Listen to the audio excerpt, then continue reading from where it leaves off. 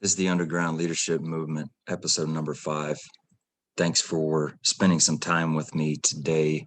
My name is Jeremy, and we're going to get right into it. So, episodes of the past, I've kind of discussed how I wish that some of these topics I could kind of put in order of importance and, label them in a specific way to just lay this program out. And I just don't think it's possible.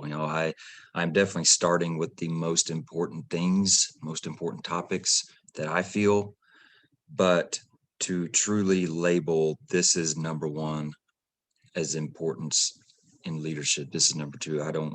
I don't feel like I can do that. But that being said, what we're going to talk about today is definitely very, very high on that list for me. And if I were to have to come up with just a line in the sand, number one characteristic, I guess you could say, of a good leader, I I would probably lean towards humility. Do I think that that's the most important thing? If you had only one, I don't know, but it is very important. It is very, very important, and so that's what we're going to talk about today is humility.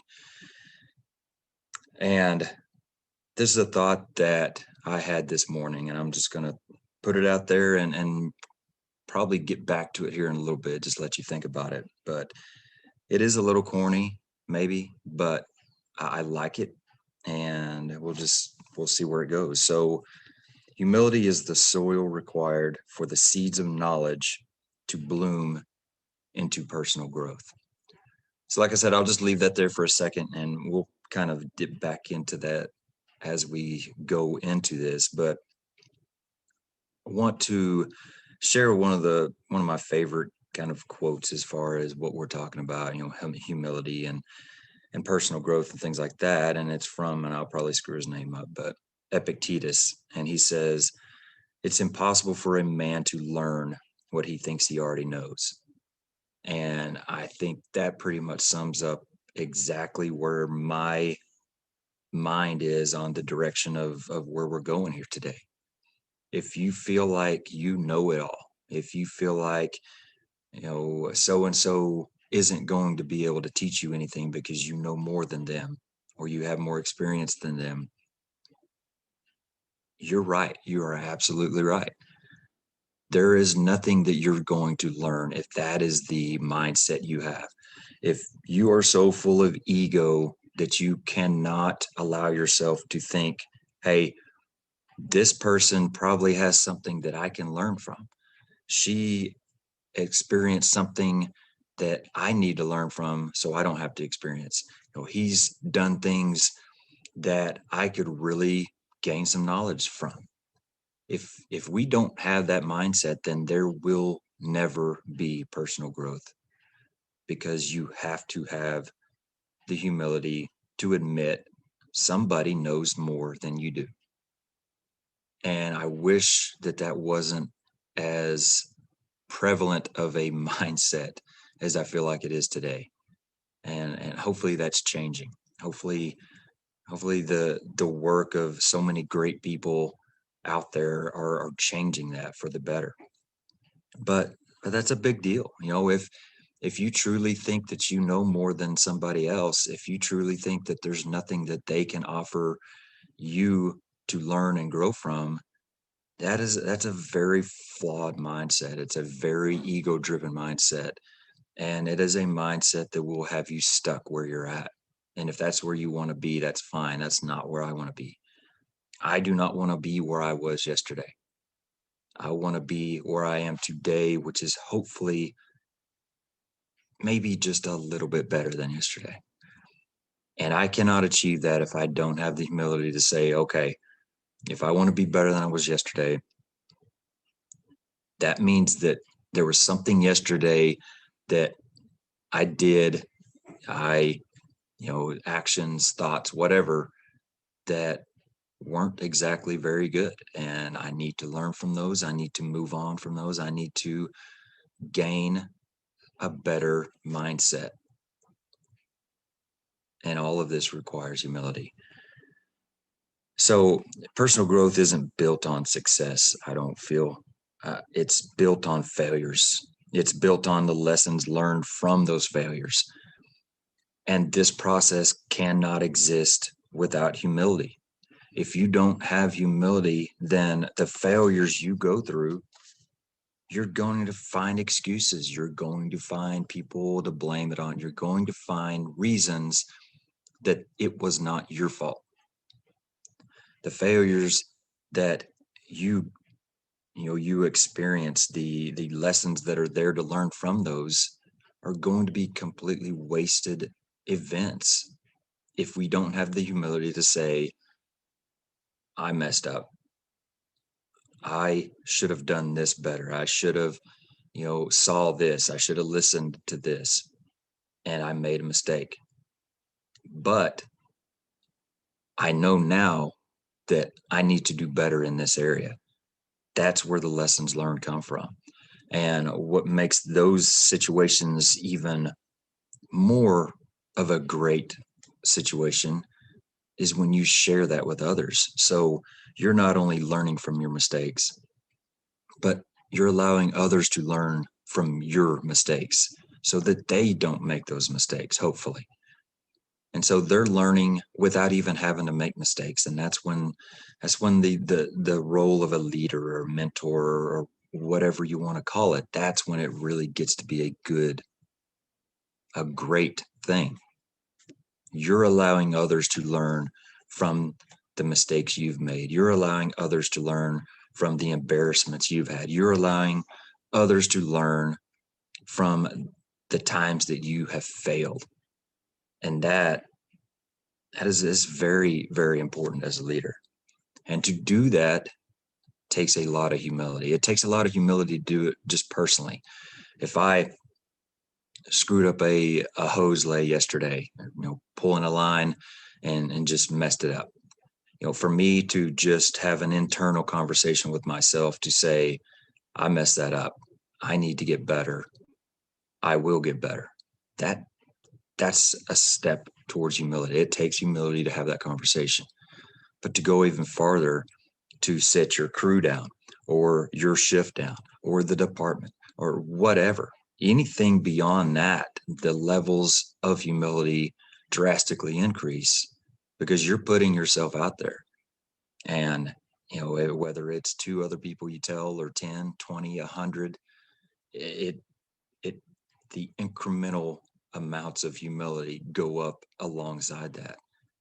And so, it's hard, but it is so, so important because, like we just talked about, I am using my situations of embarrassment, failure, mistakes, all that to help others hopefully not do the same thing before they ever do it.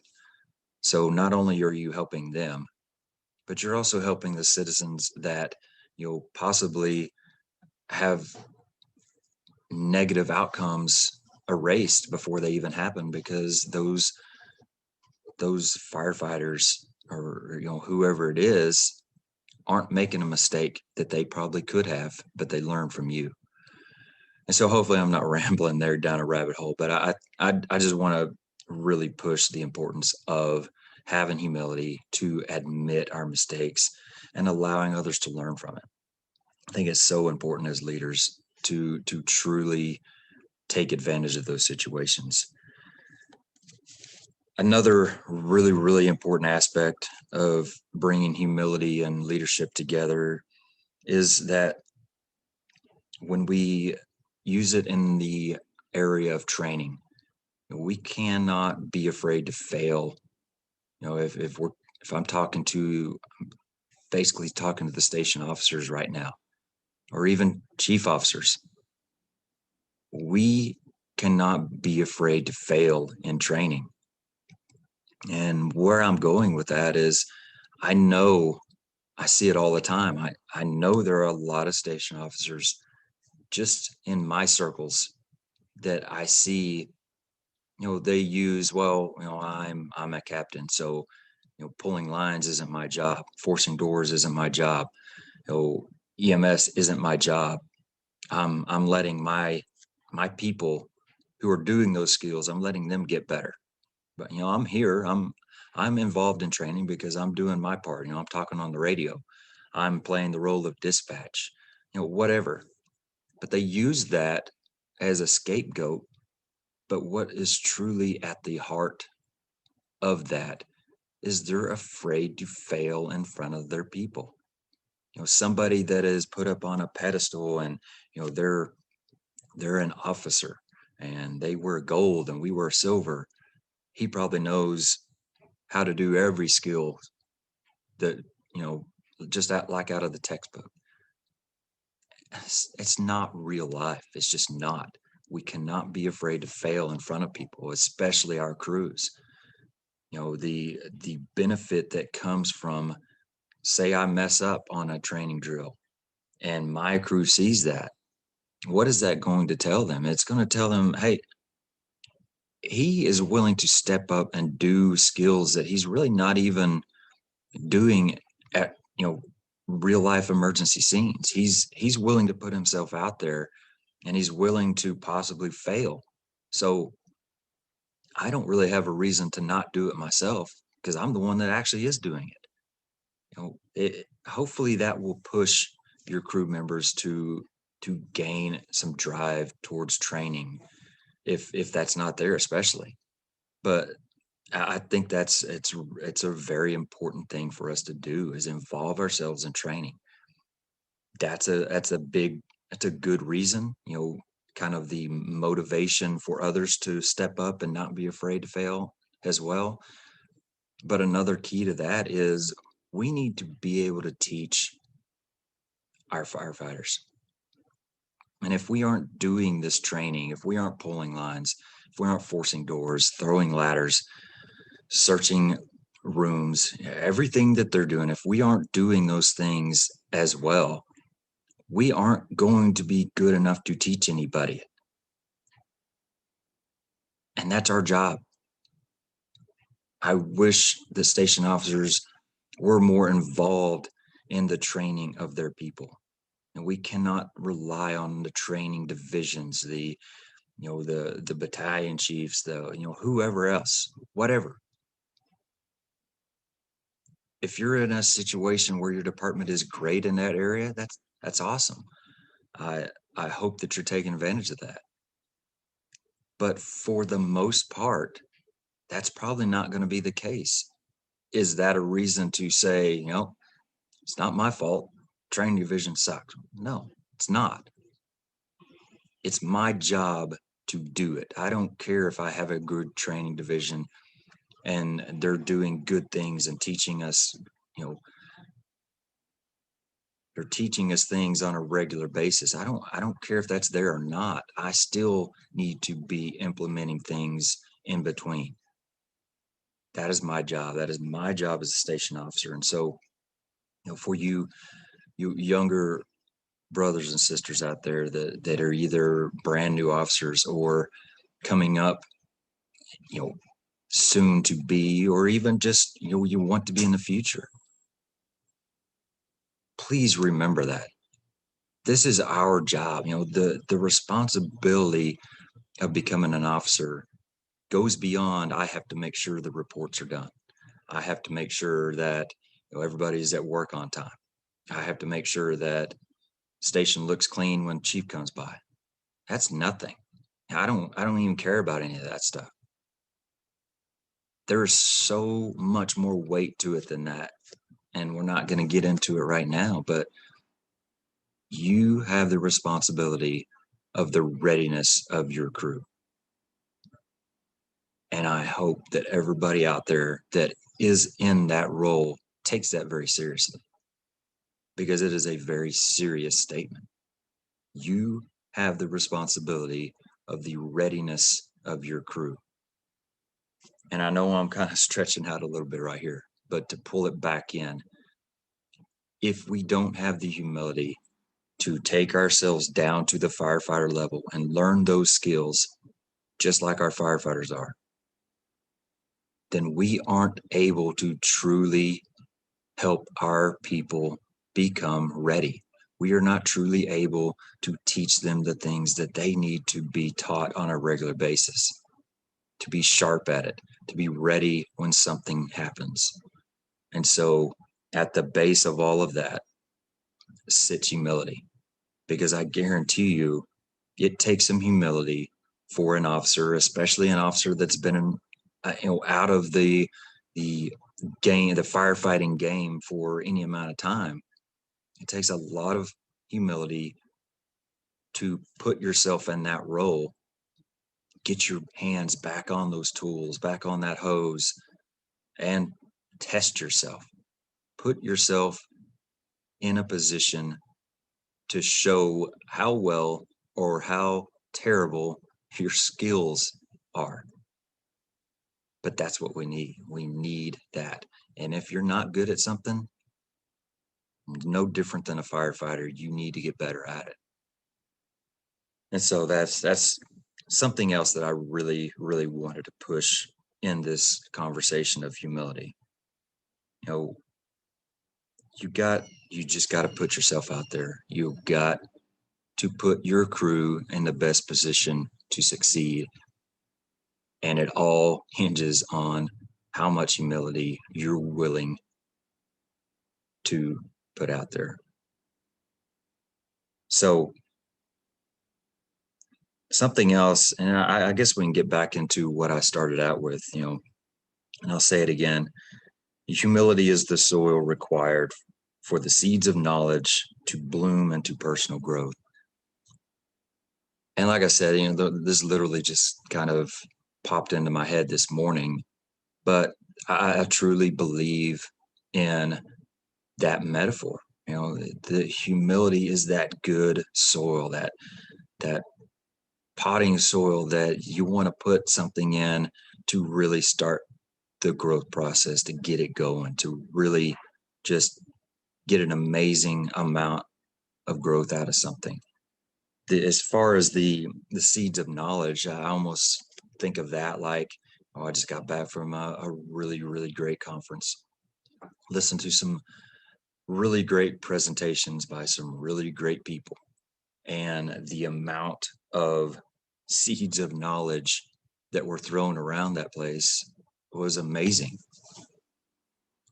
But if I don't have that humility that we talked about right up front, if I don't have the humility to truly absorb that, to absorb those seeds of knowledge, they're being wasted. I have to humble myself and absorb that stuff and truly take it in and find what is good, what I can use, what I can't use, maybe what I can learn from. And that is where that personal growth comes from. Humble yourself, take in those seeds of knowledge, allow them to become personal growth. So, corny or not, I think it's a good metaphor, and I'm gonna stick with it for a little bit. So, something that is really helpful in kind of maintaining humility is accountability. And I think that we need to really, encourage honest feedback and accountability from our people. Let me know when I don't seem to be very humble. Let me know when I'm kind of taking a back seat when I probably should be stepping up some. That's how we're going to learn. If I'm relying on myself to really catch all these little mistakes or these little areas that I need to be better in, I'm going to miss a lot of it. So that humility and that humility, that feedback and that accountability is very, very key to maintaining a good level of humility. We're kind of stepping back a second into where we were talking about earlier, the training and the teaching. We've got to be good teachers, like I talked about, and there is nothing that will expose the gaps in your knowledge and the gaps in your skills quicker than teaching. You get out there and say it's forcible entry day, and you're going to be the one that steps up and kind of leads that training. I guarantee you're going to find that real quick you need to be a little bit better than you are. It's one thing to go out and be the student and kind of go through the evolutions and do the skills and feel like you're getting good at it. It's another thing to step up and be the one responsible for giving that knowledge, because there's a big difference there. And like I said, there is nothing that will expose the gaps quicker than that. You know, and how do you deal with that? You can't avoid it.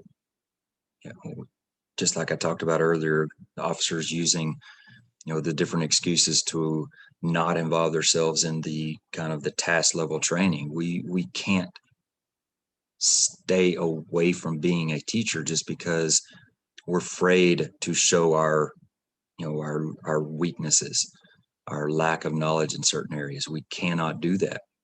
We have to be humble enough to get in there and teach. And when those weaknesses come up, when those gaps come up, we have to be honest and humble enough to say, man, you're right. I guess I had never thought about it that way. I guess I haven't actually tried it that way. That's a pretty good technique. I'll have to work on that some. You know, I think that that's probably another area that we struggle in, because again, it takes humility, and humility, it hurts. Stepping up and saying that you don't know as much as one of your students when you're actually teaching them, that that hurts, but it happens. And what is the best thing that comes out of that situation? If you're humble about it, you learn from that student. You learn that your skills have a gap that you need to work on and that you can work on. And so that is what we're talking about. That humility being there allows you to learn from that situation and take it and use it as an area of personal growth. You know, I feel like, everybody says the fire service is full of, the air quote alpha male mindsets and personalities. And I don't know how much I agree with that or not. I know there's a lot of it, but I wouldn't say that we're just the firehouses are full of them, because I see a lot of the other side of that coin. But going with that is a lot of situations you see where people that their egos are so just just kind of entrenched in within them that they cannot admit that they're wrong. And that's where I'm going right now. It's okay to be wrong. It's okay to mess up. It's okay to have to stop what you're doing, stop, a mindset, stop a message, whatever we're talking about, and change directions. I just as something on here is just as an example. It's okay to say, I know I've been very vocal on my stand against VES, but due to some great studies and classes that I've now looked into, I realized that my stance was unfounded and wrong.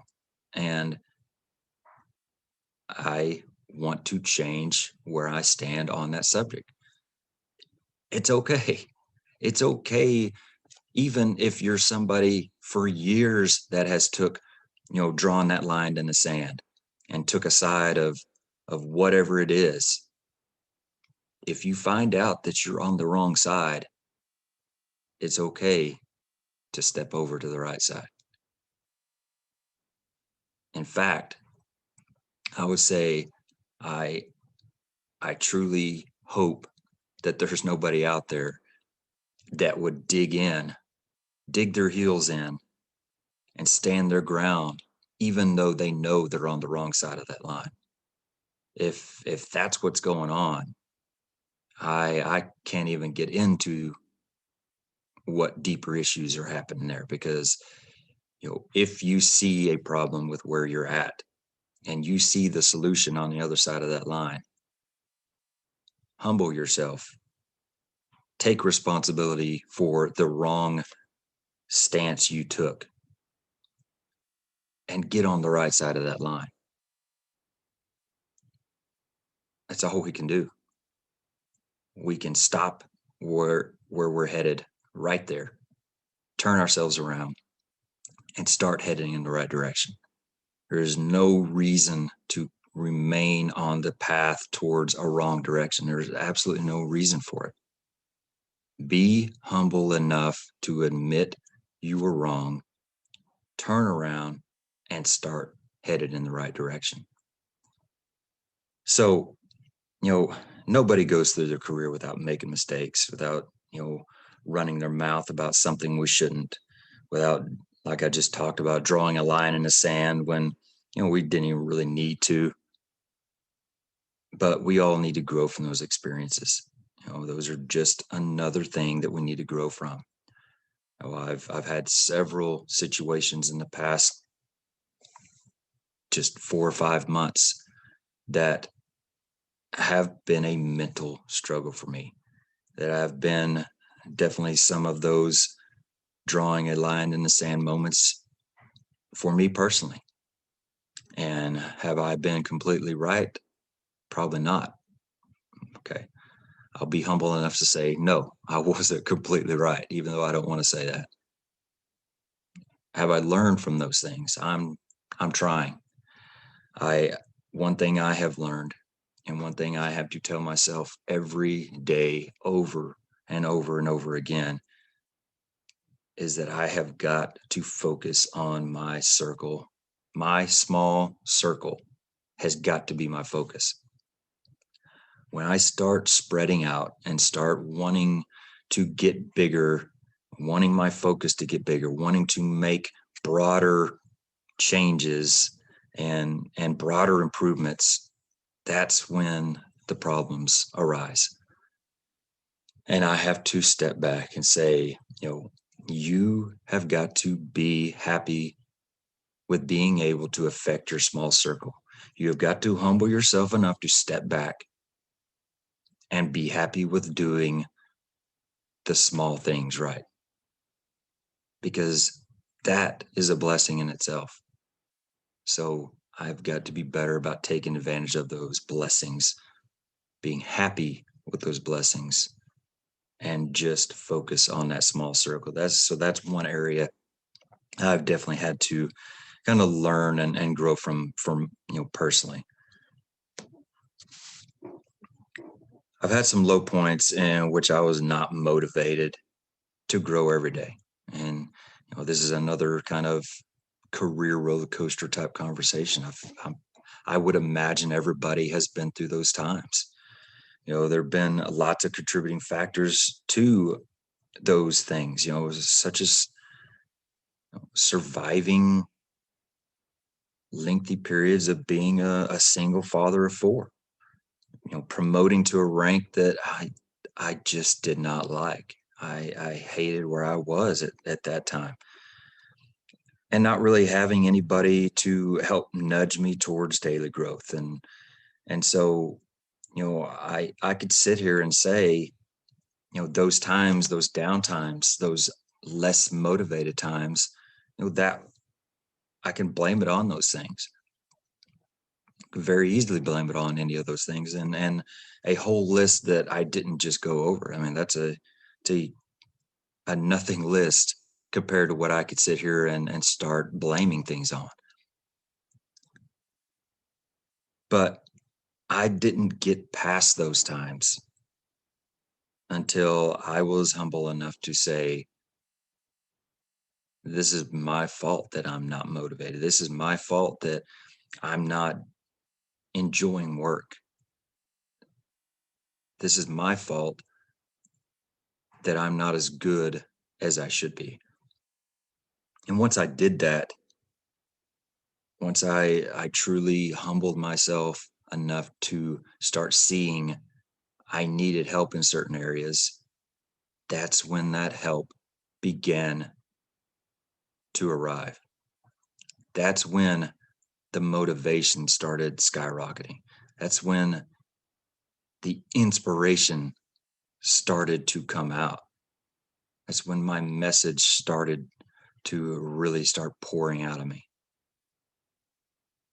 And none of that would have happened if I would have sat there and just been okay with where I was at, being an unmotivated lieutenant, which would have spread into a unmotivated captain, which would have in turn spread into leading crews for 3 years now as a captain that were unmotivated, that were not as good as they should have been. And it's a little eye-opening to me to think about that. And I am truly, truly blessed and appreciative of everything and everyone that has went into that journey. Because, I this is not me. This is not a path that I would have ever been on if it weren't for a lot of work from other people and a plan way bigger than myself that I am blessed enough to be a part of. And if it weren't for the humility that I had to take a step back and say, I need to learn some things from some other people. And so I just wanted to share that because there's a lot of people out there that that are in that spot. They're not motivated right now. They're not inspired firefighters. And it's easy to get there. But it's also easy to get out of it. You just got to know how. You just got to start reaching out. You just got to start looking for ways to get out of that hole. And I think it's our job as the people on the other side of that to reach out to those that are struggling. Reach out to those that they used to be go-getters, and they used to love the job, and they used to be great at what they did. And they got a bad attitude now, and on and on and on. Maybe there's a reason for that we don't see. Maybe they just need somebody to pull them up, to dust them off, to push them in the right direction, to inspire them, and to get fired back up.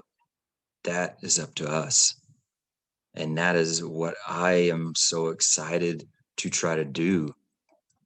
And it's a way to pay it forward, because I am sitting here in front of this camera right now talking about this stuff because of somebody else that poured their time, their energy, their life into me. And I don't mean one somebody else, a lot of people, but specifically a couple for sure that I could sit there and point a laser at to say that I am here because of them. And so now that, I am on the journey, now that I see the other side of it and how much fun it is to love the job, to train and try to grow every day, I want to share that. I want to drag people from that low point up to where I'm at. And I hope that we can all do the same. And I am way, way deep into a rabbit hole here, so I apologize for that. I'll start wrapping it up. Another area of humility that I want to kind of hit on real quick before I start wrapping it up, and is the biggest area that I need to work on, is basically becoming humble enough to build relationships with people or leaders that you don't agree with, people that you may not respect, and anyone else whose values and character don't line up with mine. I cannot express how hard this is for me. I have figured out here in the past year that I am a terrible follower. I am a awful follower. I love being a leader. I love everything about being a leader, but I am not a very good follower. And maybe that's skewed because of just some personal situations that I've been through. But I find myself butting heads with a lot of people above me over and over again. And I don't necessarily know how to just be okay with some of those situations without that. And I think some of it, I will say this, do I have areas to grow in this conversation? Being a better follower? Absolutely. Absolutely. I've got to be better at it. But are some of these situations I'm talking about, do they arise for good reasons? And I will say without a doubt, even more strongly, that they absolutely happen because of where I stand as a leader. If I feel my people are being mistreated, if I feel my people are not being treated fairly, I guarantee you I will be vocal about that. That is one of my lines. That is a line. That is a line that I have established as a leader. And that's very far from my personality. But that is who I have said I will be, and that's who I will be as a leader. And so, being vocal in certain situations because of that has gotten me into a little bit of trouble. But I did it for the right reason. I might not have done it in the best way I could have. So, yes, there are always areas that we can grow, that I can grow, but I do it for the right reasons. And there's no doubt in my mind for that. So, the last thing I'll bring up is the mixture or the balance of pride and humility. Pride is a funny word. It can be used in such a good way and it can be used in such a bad way. And it goes right along with ego, or I'm sorry, with humility. You know, Pride is great. To be proud of who you are, take pride in your crew and department and so on. It's a good thing. But it's a fine line, and equal parts of humility have to be blended with that pride to keep from getting arrogant and complacent.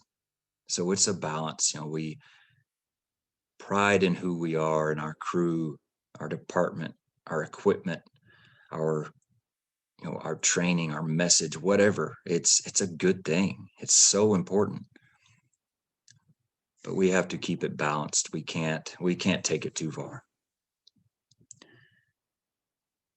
I think that there are some things that I say and that I've got to kind of be careful of. And one of the things that I like to say, and it's on our writing assignment sheets, is when red 3 arrives, things get better. And I can see very easily how somebody would see that as a very arrogant statement. But it's not. It's not arrogant at all. You know, I say them because of the pride that I have in my crew and the trust that I have in their abilities and training. That's where it comes from. And so, there's a difference, and I know some of those things are what probably turn off some of the kind of the fence riders. You got the hard chargers that are very strong willed and say things like that I just said that I say. And sometimes those turn off those people that may be on the fence. So we got to kind of watch what we're saying, how we're saying it, and be humble about it. It's okay to know that we're a great crew and that we're going to try our best when we're not on emergencies to prepare ourselves for when we are. Or does that mean that we're never going to mess up? No, it doesn't mean that. But we know that that's the case. But we can be humble about it as well. And so there's definitely a mix there. They can coexist, and that's where I'll leave that. You know, really, this is the about all I have to say about humility. Obviously, it's a topic that I feel very strongly about. I don't even know how long I've been on here. I apologize if it's running too late, but it is so important. We have got to exercise that humility. We've got to take a step back and say, somebody out there knows more than we do. And I need to step up and go find it. I need to get better. I need to learn. I need to grow. And I have got to have humility for any of that to happen. So I'll leave you with where we started. Humility is the soil required for the seeds of knowledge to bloom into personal growth. Thank you for your time. I really, really appreciate it. I hope that you reach out to me if you have any questions, any feedback. We will probably look at maybe getting another clubhouse room started just to talk about a little bit of this. I'm excited to get back into it and excited to hear what you all think and gain from this. So thank you. Until next time, as always, please stay safe, stay humble, and do work.